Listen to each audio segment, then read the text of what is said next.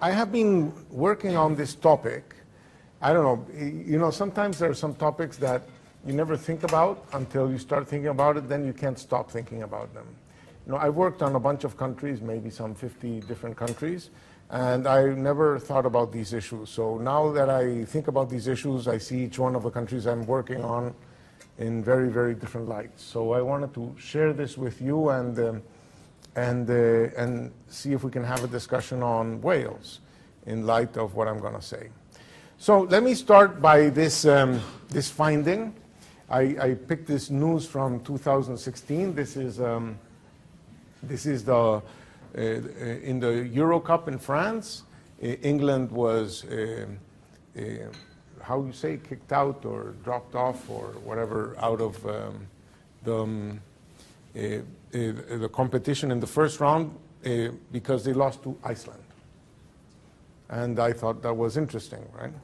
Because if you look at the teams in the Euro Cup, these were the teams in the Euro Cup, and they're teams that come from places that are called Germany or Italy or France. Now, if you went to history, you would have a lot of trouble finding maps of these states, right? Because there's no such thing as Italy, there's no such thing as Germany, there's no such thing as other things. Well, the Great Britain was somewhat identifiable. But somehow, Germany decided to get a team, and Italy decided to get a single team, not a Lombardian team or a Tuscan team, right? But we find there's a team from England, a team from Wales, and a team from Northern Ireland. And you might have thought, gee, man, if it's a competition and, the purpose of the competition is I don't know, maybe to win sometime, right? That maybe if there had been a British team or a UK team, maybe it would have been a better team and maybe it would not have been eliminated in the first round, right? But on the other hand, you would say, yeah, we can field a better team if it's a UK team, but in that case, it will no longer be our team, right? Will no longer be our team. Okay, so essentially, I think that captures what I want to say. To what extent can we develop a sense of us that is powerful enough to field a good enough team so that this other thing can win, but this other thing might not feel like us. It might not feel like our team. Okay? So that's what this topic is about. So if you cannot field together a team to go to Euro Cup, why would you, want to join an even bigger team and so on, right? So Brexit, in some sense, is a footnote to the Euro Cup. It actually happened in the same month, right? So,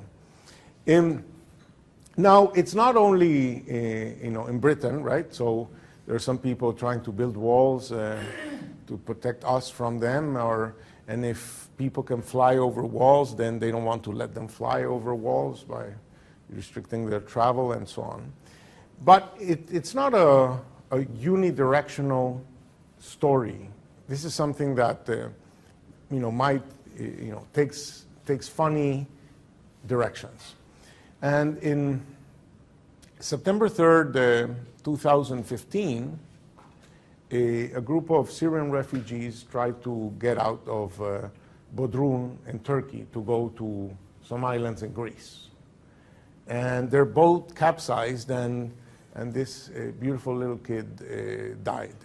And this picture made it throughout the world. And a super sad story. It just so happened that this little kid had an aunt in Vancouver. And this aunt in Vancouver was trying to get the family of this little kid into Canada. But Stephen Harper, in February of 2015, had essentially put a stop to all refugee processing until, a new law was passed, and so on and so forth. And when it became public knowledge that he had done that, and that as a consequence of his actions, this family was not processed as a refugee, and then as a consequence, this little kid and his mother had drowned, Canadians felt very bad about it. And while Stephen Harper was leading the polls on September 2nd, he lost to this guy, because the perception was that Stephen Harper did not represent Canadian values, that this is not what Canada is about, this is not what we do, this is not how we behave, this is not a proper expression of what we want us to do. Okay, so what I'm saying is this sense of us is important in the way polities are arranged, in the way public policy decisions are made. And unless you understand this, how society is interpreting who they are, what they are about, and so on, it's very hard to predict what decisions they might make, or why some decisions are obvious for some people and completely unthinkable in other contexts. Okay. So now what does that have to do with economic development? Well, let me start by sort of like a very short summary of what I think economic development is about. And I think economic development is all about technology. Sort of like 1,000% of economic development is the adoption, the adaptation, the development of technology. Now, if you disagree, it probably is because we disagree on the meaning of technology. So the question is, what is technology? And I'm going to say that technology is really the conflation of three things. Technology is tools, and as such, you know, tools live in three-dimensional space. You can touch them, you can move them, and so on, right? Technology is also codes, recipes, how to do manuals, and so on. But if this is all that technology was, we could put the tools on a container, and we could put the codes on the web, and then the world would be flat. Everybody would have access to the same technology, and if they don't, we would create an NGO that would send them the technology, and that would be the end of it, right? So the World Bank should have been a spectacularly successful organization, considering the fact that they have used the talent of Ian Golden and other such bright people. So now the question is, what do you do when your tooth hurts? And with your tooth hurts, you don't go to your significant other and ask them to download an article from the web and fix the problem for you, right? That in order to implement that technology, you actually go to a dentist, and the dentist uses tools. The dentist follows protocols, but the dentist mixes the tools and the protocols with something that allows him to look into your mouth and see things that you and I don't see, and allows him to move his hands in a way that you and I don't know how to move our hands to fix the problem, right? So the implementation of technology requires tools, codes, and this other thing we want to call know-how or tacit knowledge, right? And this know-how is not information. This know-how is not something that is in us. It's sort of like in our brains, but not in us. In the sense that you might think in your most pedantic moments that you know how to walk. But the truth is you don't have a clue how to walk, right? You don't know which muscles you move, you don't know how you keep your balance, you don't know, the rhythm you're keeping, so you don't know any of that, right? Your brain does. And that information or that software capacity is stored somewhere that you don't have any access to. So if you want to improve your tennis game, it doesn't really improve much if you have a conversation with Rafa Nadal, right? You can have all the conversations you want with Rafa Nadal. That is not how know-how moves. Know-how doesn't move by people telling you the story, right? It's a wiring of the brain that takes a long time of imitation, repetition, until sort of like the brain wires itself. So the problem with technology is that it's tools that are easy to move, codes that are easy to move, but know-how that moves with a lot of difficulty. And the implementation of technology does not require just individual know-how, it requires team know-how. It requires the capacity to put complementary teams with different skills that can cooperate in the implementation of technology. Okay, so you might say that this guy knows how to fly a commercial plane, but a person doesn't fly a commercial plane. To fly a commercial plane, you need all of these other people, right?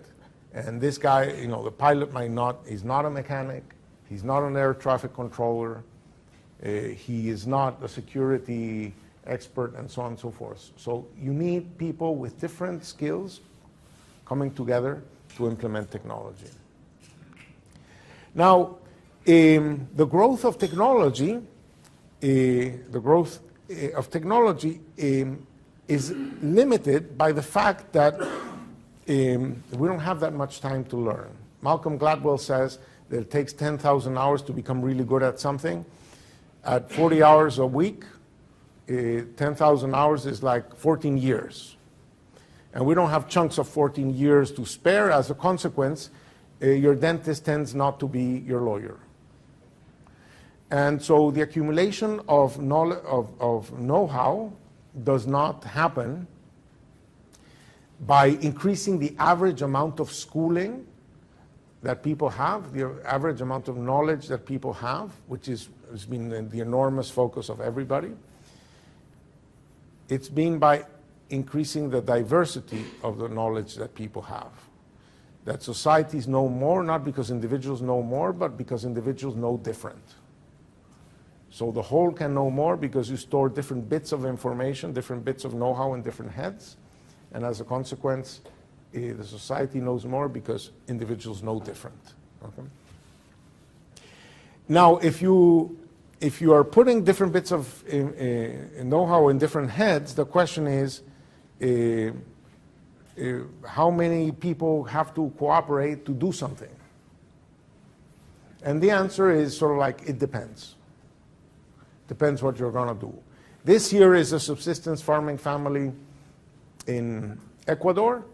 They are pretty much self-sufficient. So you can say that the know-how necessary to produce these goods resides in the family. These guys here have specialized into different lines of activity, right? The butcher, the baker, and the candlestick maker, I remember, is a nursery rhyme in Britain, so think of it as a compliment.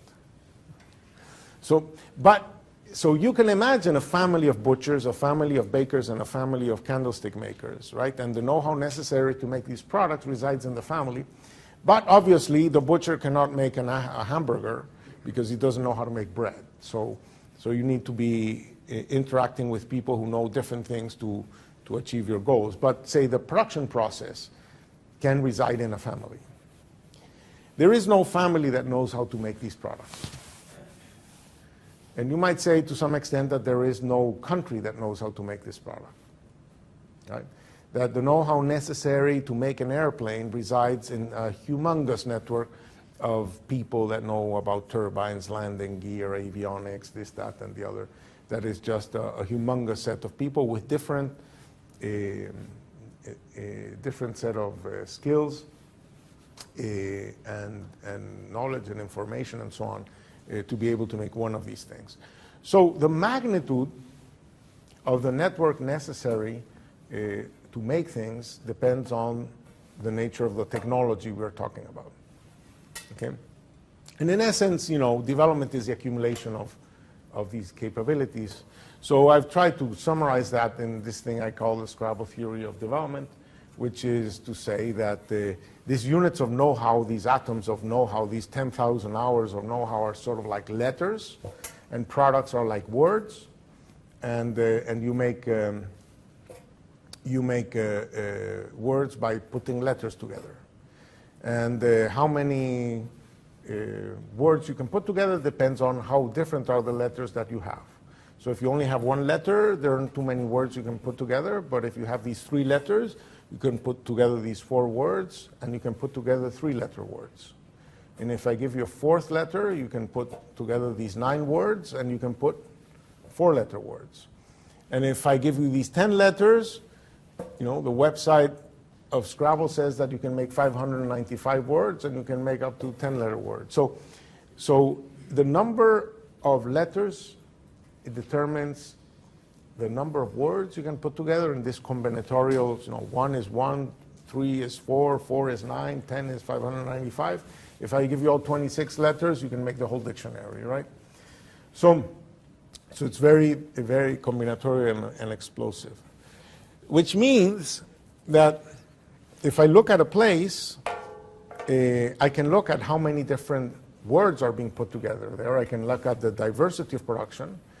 But I can also look at how hard it is to do the things that are being done in a particular place. And one way to count how hard, to measure how hard it is for things to be done, is to ask how many different places are able to do it.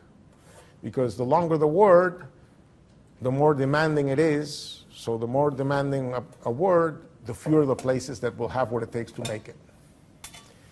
We call that the ubiquity of a product. Okay? How many places are able to make a product. So now I can go out in the world and measure how many products are being done in a certain geography and how many other places know how to do the things that this place knows how to do. And when you look at the world that way, you get this relationship where this is on the x-axis how many products you make, and on the y-axis how many other places know how to make what you make. And you find all the rich countries at the bottom right. They make many things, and things that are done in few places. And the poor countries are at the top left. They make few things and things that everybody knows how to make. Okay? And this is what you would expect if the difference between places is in the difference in the variety of the letters that you have, and the difference in how different is what people know. Now this is also true not only at the level of countries, it's true at the level of regions or cities. There's 400 kinds of industries in Istanbul that are not in Izmir, and 100 kinds of industries that are in Izmir and not in Ankara. So it says that if you want, technology has not diffused homogeneously throughout space. The capacity to implement and do things is very heterogeneously in space. By the way, yesterday we were having a discussion, why is it that people are focusing on some cities and so on? Well, because, or the bigger cities, well, this sort of like Scrabble theory of development would say that if you have an extra letter to put somewhere, you're going to get a bigger bang if you put in a place that has more letters, because with more letters, this new extra letter has more possible combinations. So this is a theory that would explain why economic activity tends to concentrate and how much it would tend to concentrate. And it's not that you want it to be that way, it's just the nature of the beast. So this is Turkey, this is Mexico, Mexican states. These are Colombian departments. These are Sri Lankan districts. So this is sort of like, wherever we go, wherever we measure, this is kind of like a universal. Places differ systematically in these two dimensions, which would be sort of like a metric of how many letters you have. So we can use that information to try to estimate how many letters places have, and this is sort of like our index of economic complexity. And this is the relationship between, on the x-axis, how many letters you have, and on the y-axis, how rich you are, controlling for natural resource wealth. And sort of like the relationship is pretty good. It's not perfect, it's pretty good. But what makes it what makes it interesting is that the error terms in this relationship are not errors in the theory in some sense, they're errors in the world. That if you say, gee, India, what the hell are you doing down here? You don't belong here. You should be much richer. You should be up in the regression line. Well, that tends to predict that India is going to grow fast in the future. So it's going to go to a level of income that can be supported by what we measure as its letters, right? Or if you find, a country here, Kuwait, Greece, say, Greece, how the hell did you get to be up there if you don't know so little? You don't belong up there. So maybe that's the reason why Greece has had so much trouble. So these error terms are actually informative of the future. They're not just errors, and in some sense captures the idea that measuring the amount of letters a place has is more informative of where it goes than measuring its current income. And we can do this at subnational levels, and this is just a graph of a study we did on southern Mexico. So that's the state of Chiapas and the surrounding states. And complexity, so the amount of letters in a place varies enormously in the geography. And I wish we knew where are the letters and how many letters in Wales and so on. But the point of this whole detour on how I see development is that the trick at the core of development is that there must be an enormous amount of cooperation, because things are not done by individual letters, they're done by putting letters together.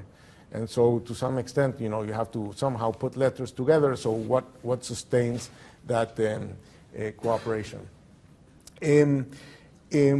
One of the things we know about technological diffusion is that it is hard to move know-how into brains. I've argued, it takes 10,000 hours, or, try talking to Rafa Nadal to see if your tennis game improves.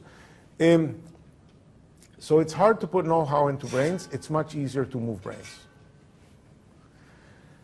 And we've done a ton of work on how important is labor mobility, is human mobility for the diffusion of technology. We've looked across firms.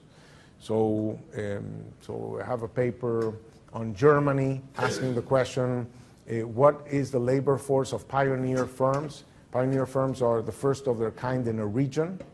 So when a region develops, gets into a new industry, so the industry is new to the region. So I thought you needed to know how to do something to do it, but nobody has ever done it, so how do you start doing things you don't know how to do?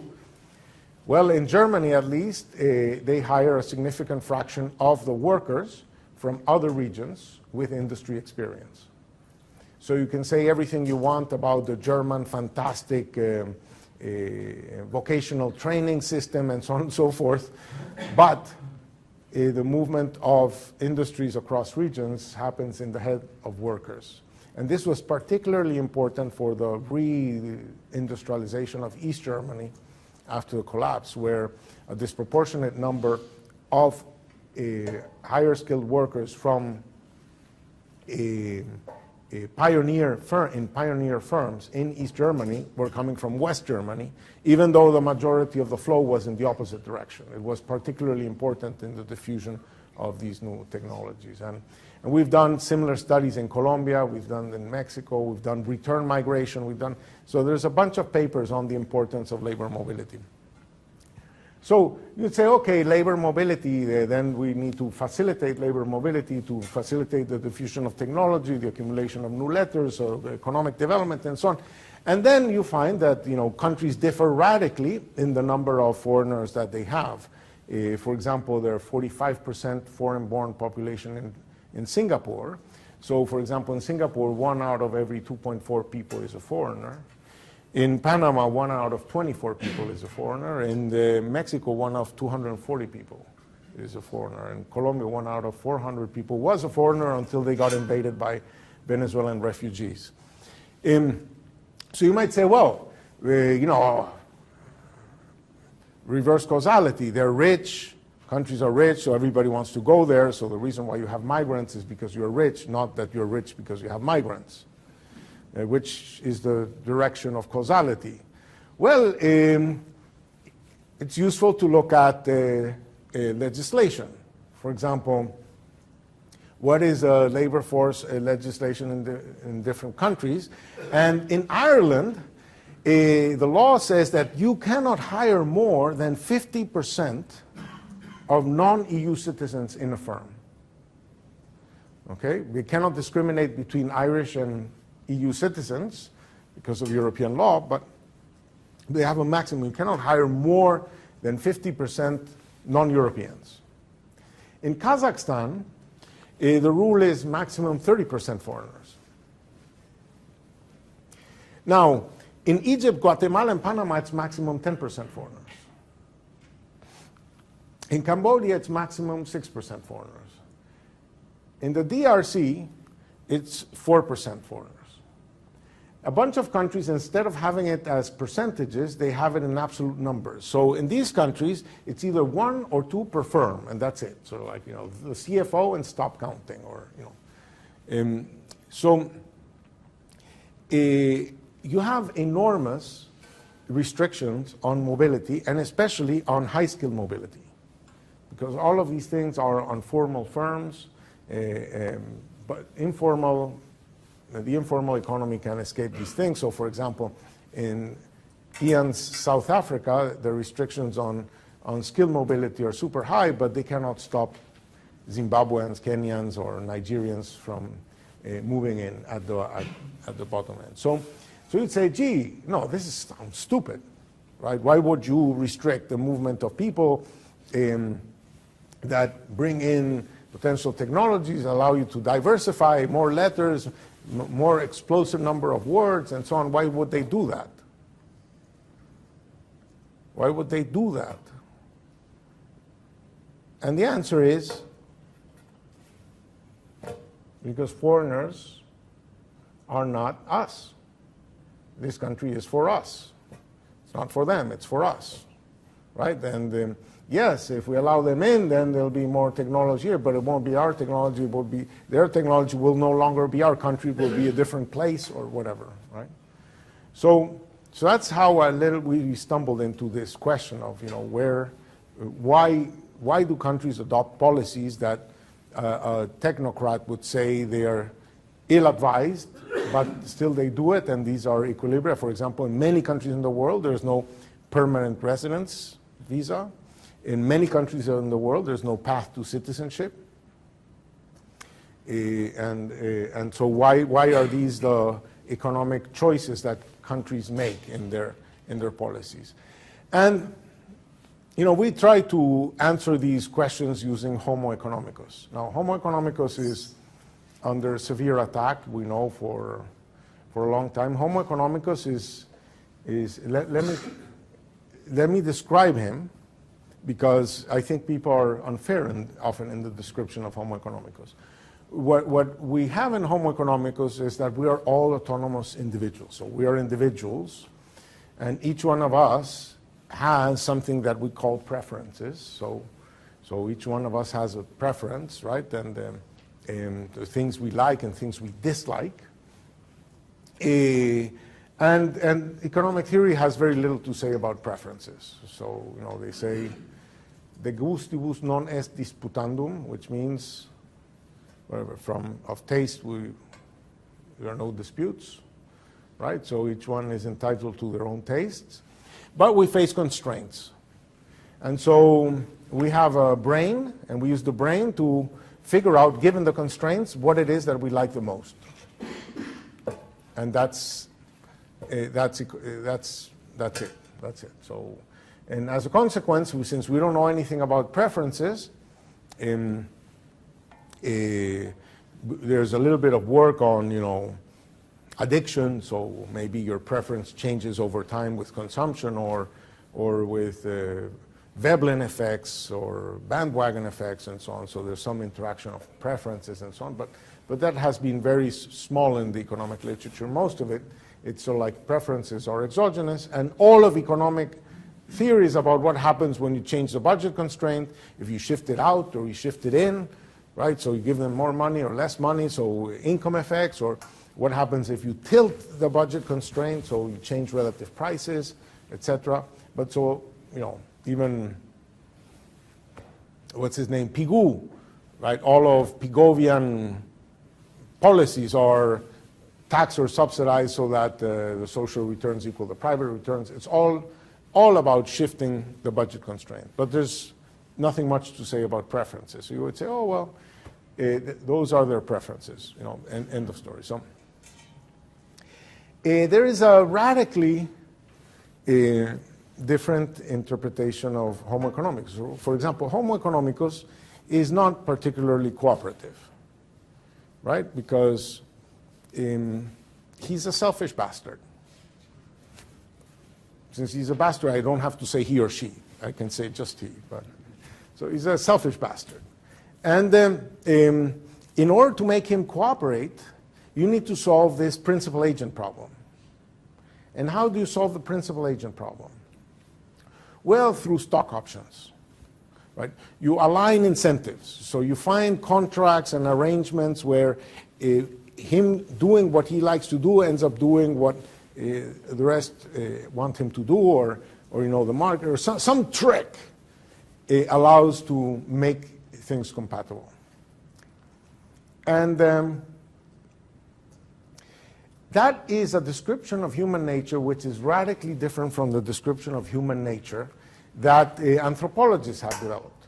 Anthropologists, and this is a book I strongly recommend, this book is about why did humans succeed as a species.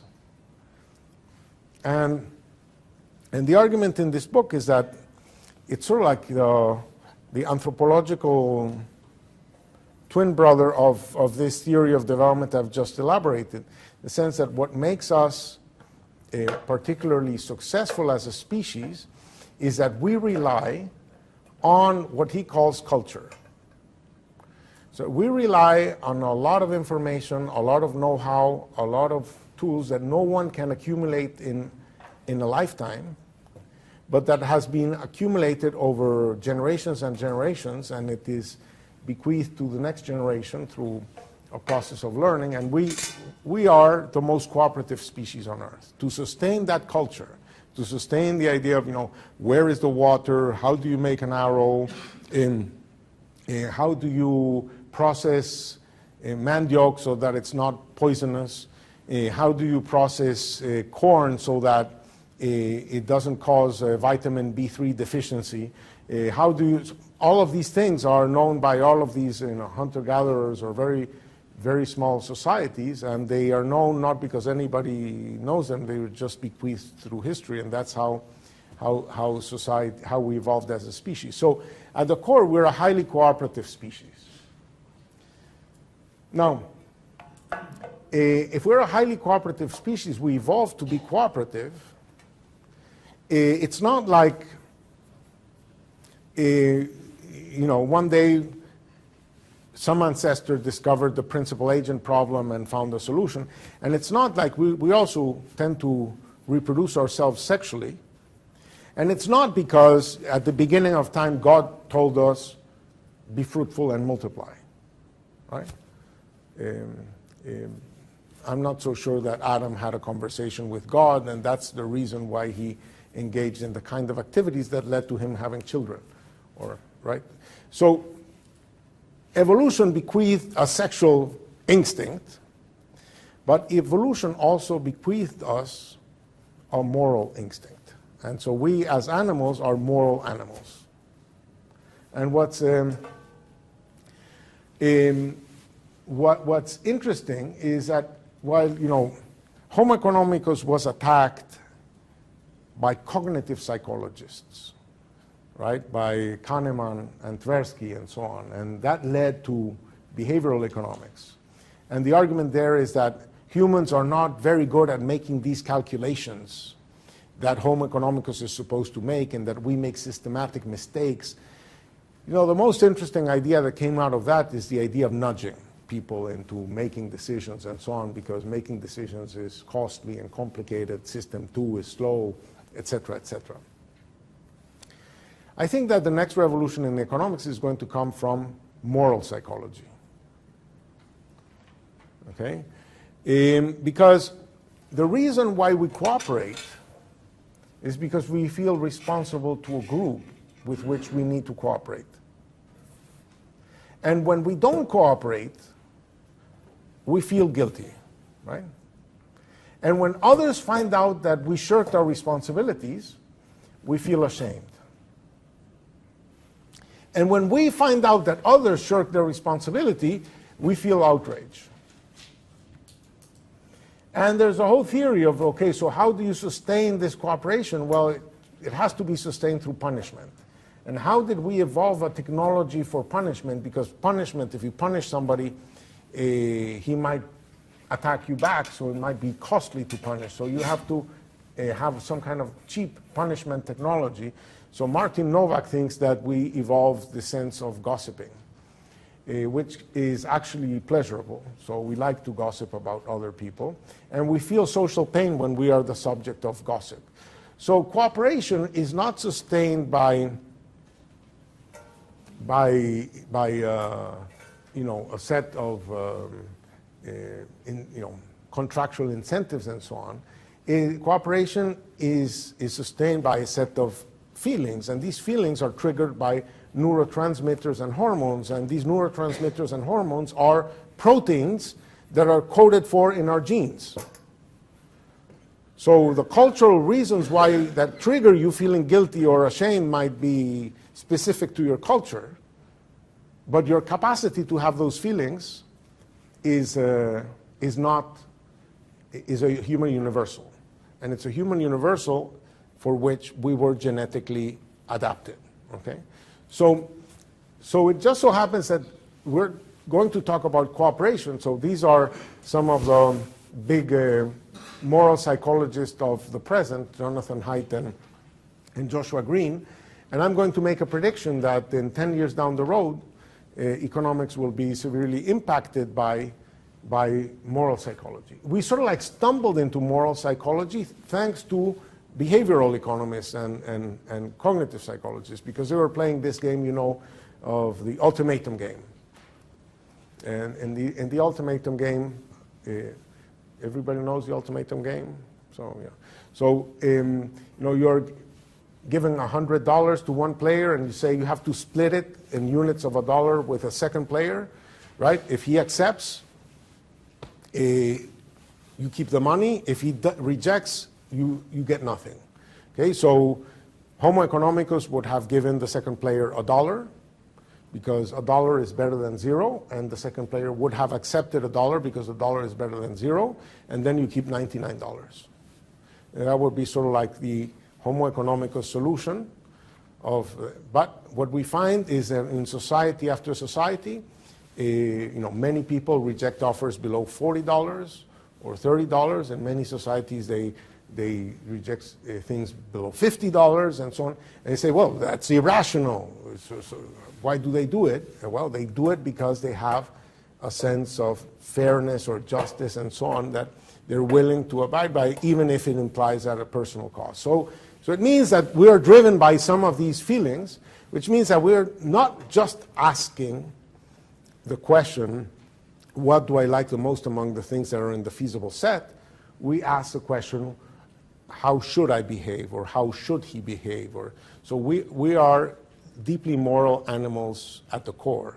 And the question is, how much can we talk about public policy, about what states do, about which policies are acceptable or unacceptable, in complete ignorance of this dimension about who we are. So now, this sense of us is sort of like very, very adaptive. By the way, the word us is not, you understand the reference group by the context. It doesn't specify the reference group. When I say us, do I mean us in South Wales? Do I mean us in Wales? Do I mean us in Britain?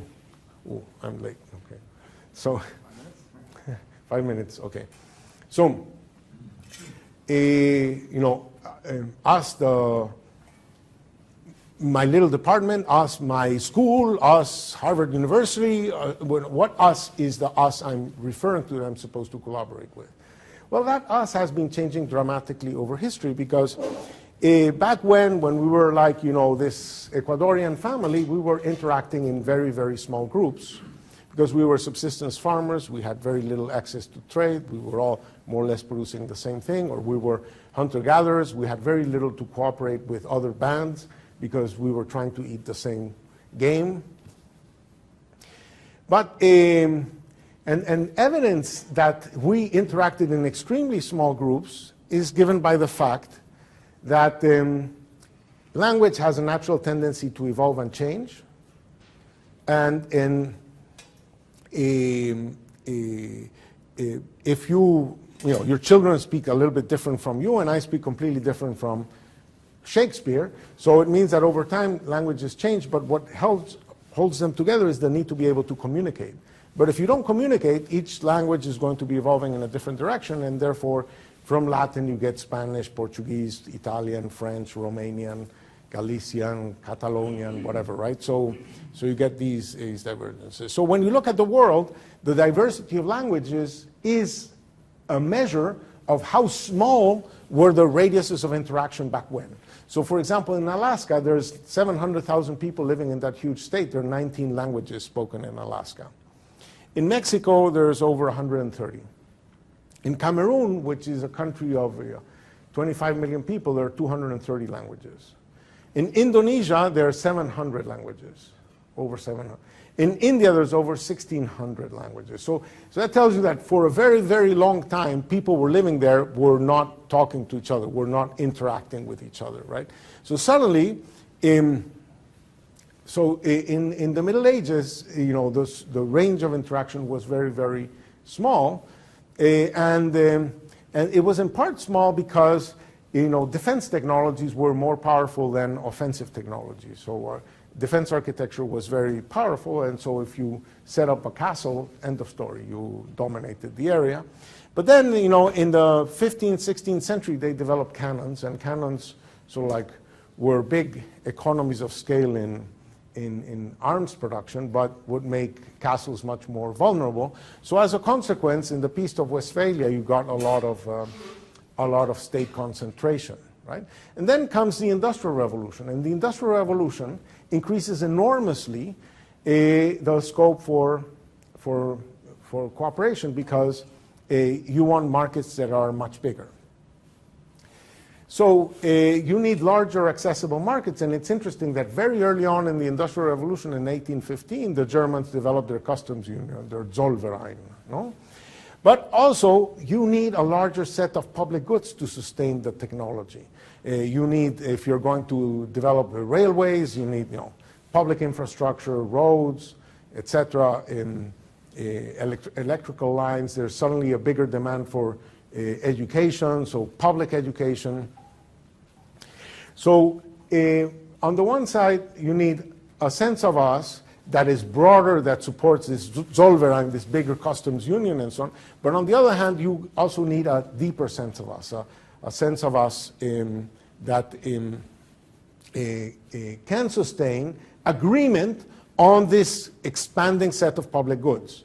That is, what language will we speak, what will be taught in school, what language of instruction will we have, how do you write down that language, and so on. So, for example, in Italy and Germany, we forget that they were the consequence of the Industrial Revolution, right? That the German nationalism, as opposed to, say, Scottish nationalism or Catalonian nationalism, German nationalism was not about splitting from something. It was about joining a bunch of disparate people that actually spoke all of these different languages that you see there. And Italy was not recognizable as a political entity, and they also spoke a ton of different languages.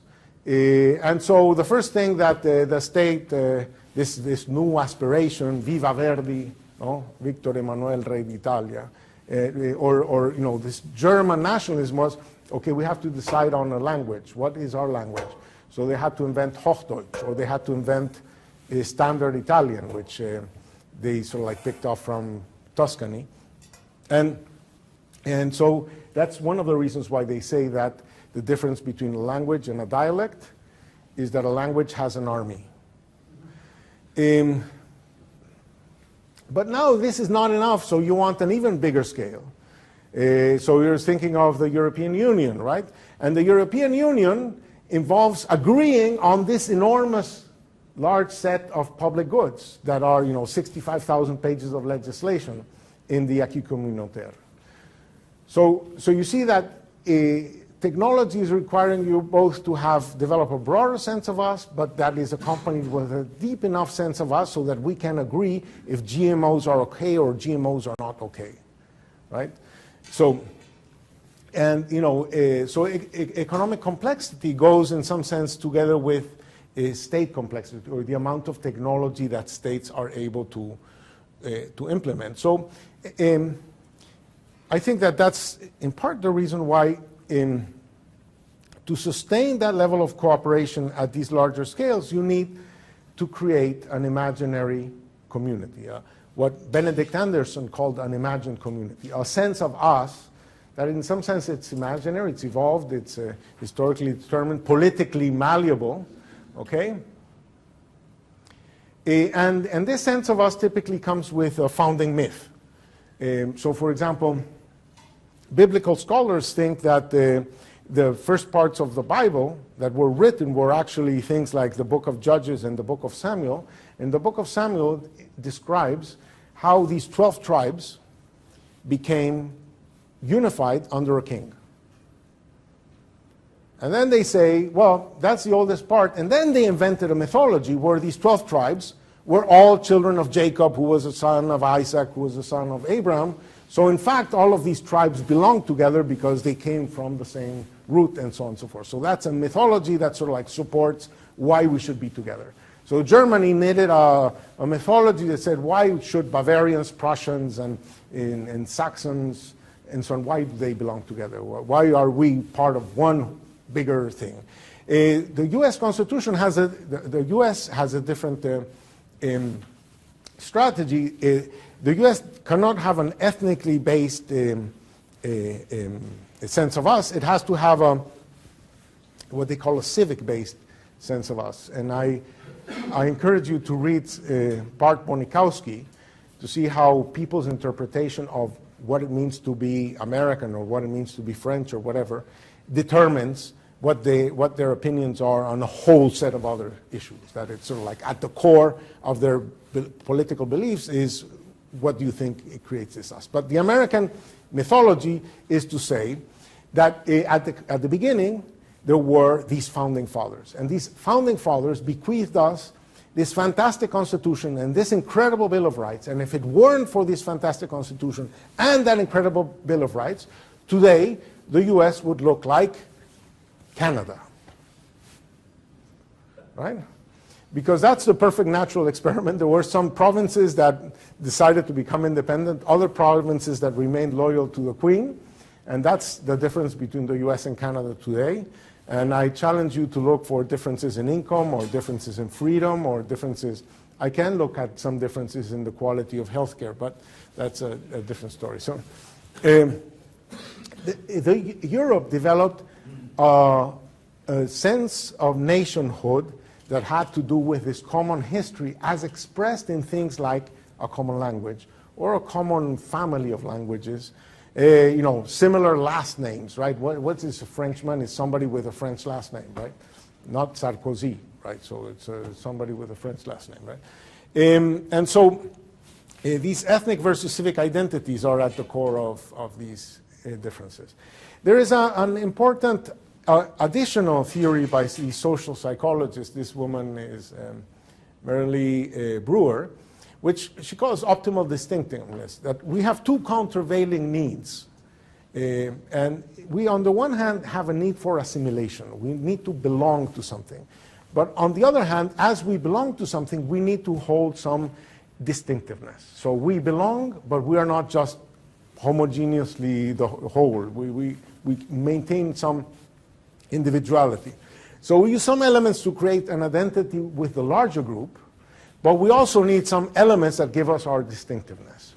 So maybe to be Welsh is a distinctive way of being British. So you are British, but your Welshness gives distinctiveness, particularity to being British. And maybe British is a distinct way of being European, right? But so you always have this belonging to the larger group while maintaining some distinctiveness at the lower scale. And that this apparently is a universal for corporations that, you know, yes, we are in the accounting department. Yes, we belong to GM, but we are the accounting department. So we have an ethos and an identity as the accounting department. Okay? So, so distinctiveness and these issues are not new. I like this statement by Gustav Mahler. It says, "I am thrice homeless, as a native of Bohemia in Austria, as an Austrian among Germans, and as a Jew throughout the world. Everywhere an intruder, never welcomed." So this is sort of like this tension of, you know, we have this concentric senses of belonging. We belong to different scales, and you know, we're sort of like, do we have enough to hold ourselves together? Can we maintain our distinctiveness while belonging to the larger group? If I have some distinctiveness, will I be excluded from the larger group, and so on? So things to think about in Wales. So what does it take to be considered Welsh? If I do, what does it take to be considered Welsh? Can you become Welsh because you moved in? You have to be born Welsh? Do you have to speak Welsh? What's the role of language in the identity, and so on? Can people opt in? How can people opt in? How does the Welsh dimension give distinctiveness to being British? So say, okay, I want devolution because in this devolution I'm going to do things a little bit differently because there's some things that we Welsh are different, we have different values, and they will be expressed in the way we teach or in the way we organize. We want to drive on the left or on the right, whatever. So and how open can you afford to be without losing your identity? Can you be part of the EU and get full of Bulgarians, or so is something going to be lost so summing up, it doesn't want me to sum up, so there we go. Development requires technological diffusion. For that to happen, a capable state is needed, and mixing the know-how from abroad. A capable state requires an imagined community deep enough to agree on complex public goods, broad enough to allow for economies of scale and the mixing of new forms of know-how. And I would argue that part of what is at the core of current malaise, the issues of Brexit, the issues of is this struggle between having to develop an adaptive sense of us that is deep enough and broad enough for some of the payoffs of technology to happen. Let me stop there. Thank you.